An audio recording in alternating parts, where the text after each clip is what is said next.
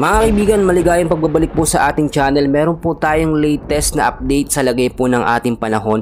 Pero bago ho yan, pa-like and subscribe po muna ako at pahit po ng notification bell para ma-notify ko po kayo sa mga susunod po natin na weather update. Mga kaibigan, eto pong si Super Typhoon Julian ay nakalabas na po ng Philippine Area of Responsibility at posible pong pumasok ulit sa loob po ng PAR bukas po ng umaga or hapon po ng Miyerkules.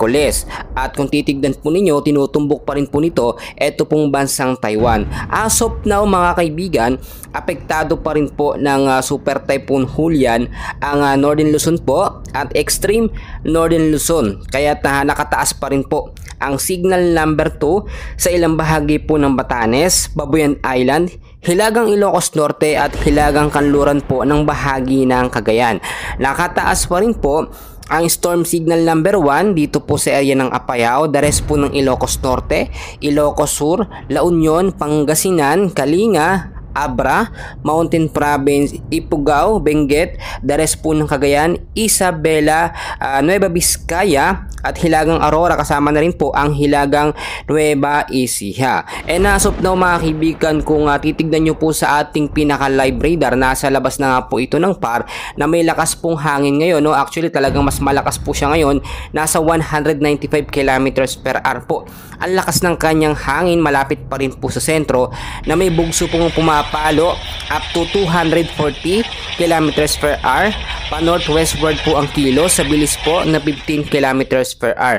Malakas ito mga kaibigan dahil nga po nasa Super Typhoon category siya. Ang layo niya po ay meron pong 235 kilometers west of Itbayat, Batanes. So yung area po ng Batanes mga kaibigan, lalo na po kahapon, ay sobrang apektado po talaga at nakita natin yung matinding pinsala po na naidulot nga po nitong si Bagyong Julian. So ang sinasabi ng ilan nating mga kababayan, palabas na nga po ng PAR, bakit pa po ito babalik?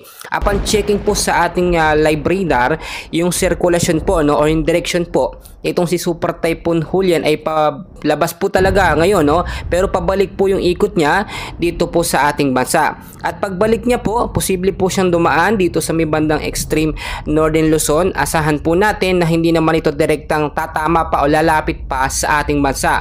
So ngayon, magpasalamat tayo sa Diyos dahil po ang area ng Metro Manila at ilang bahagi po ng ating bansa ay trap lamang po ng Super Typhoon Julian ang nakaapekto.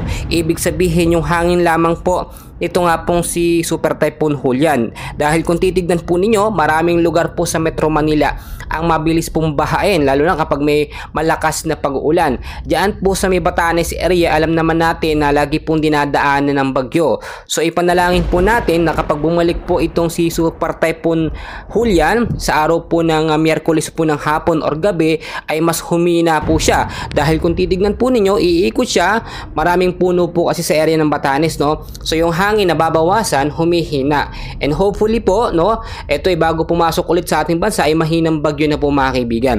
So yan lamang po ang update sa lagay ng ating panahon. So pakiusap, paki-like, subscribe, and pa-share na rin po ng ating video para aware po ang ating mga kababayan sa lagay po ng ating panahon. Maraming salamat po.